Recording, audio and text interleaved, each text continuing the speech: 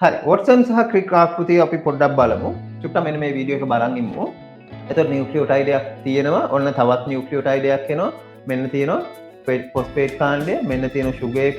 අන්න බැඳෙනවා. බැඳි ඔන්න මිලියන ගාණක් බැඳි කොහොම ඉස්සරහට යන අතරේ තමයි පොලිනියුක්ලියෝටයිඩ රැහැන හැදෙන්නේ. මෙන්න මේ පොලිනියුක්ලියෝටයිඩ රැහැන දෙක අතර හයිඩ්‍රජන් බන්ධන ඇති වෙනවා. හයිඩ්‍රජන් බන්ධන ඇති වෙලා මේවා එකතු වෙනවා. ඊට පස්සේ මෙන්න මේ වගේ ඉනි මගක් වගේ හැදෙනවා. අන්න ඔය විදිහට අන්තිමට ඩඟර ගහනවා. හරිද? ඕක අපිට තියරි වල ලෙක්චර් නෝට්ස් එකක් දෙනකොට අපිට උගන්වනකොට පැහැදිලි කරනවා තමයි. දැන් බලන්න එතන තප්පර 10ක් විතර වල දැක්කේ. හරිද? ආයතරයක් ඔන්න බලන් ඉන්න.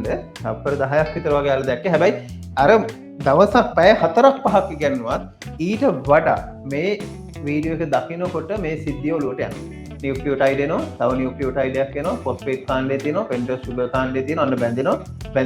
බැඳි ඔහොම මිලියන ගාණක් ඉස්සරහට යනවා. එක පොලිනියුක්ලියෝටයිඩයයි දෙවෙනි එකයි බැඳෙනවා. ඔන්න ඊට පස්සේ මෙයා එකතු වෙලා පොඩ්ඩක් ඇම්බරිලා කරලා හැදෙනවා ලස්සන DNA එක. ඒතර මේක අතරේ හයිඩ්‍රජන් බන්ධන ඇති වෙනවා. හයිඩ්‍රජන් බන්ධනත් එක්ක තමයි මේ ස්ට්‍රක්චර් එක අපිට හම්බ වෙන්නේ. මෙන්න DNA. හරිද? මේ ගැන තමයි වොට්සන් සහ ක්‍රික් හොයලා බලලා පරීක්ෂණ කරලා පොත් ලියලා අපිට කිව්වේ. ඉතින් ඒකට නොබෙල් ප්‍රයිස් එකක් එයාට හම්බුණා. ඒ තරම් වටින දෙයක්. අපි මේ වගේ පොඩි ඇනිමේෂන් එකක් දැකලා DNA කියන්නේ මෙහෙමයි කියලා ඔලුවට දාගත්තට ඒ විස්තරේ අපිට විනාඩි 5න් විනාඩි 2කින් මෙතන තප්පර 30න් ඉගෙන ගන්න පුළුවන්. හරිද? හැබැයි යාලා ඒකට අවුරුදු කීයක් තිස්සේ මහන්සි වෙන්න ඇද්ද? හරිද? ඒ කාලේ ටෙක්නොලොජි එකක් මෙච්චර දියුණු නැති කාලෙක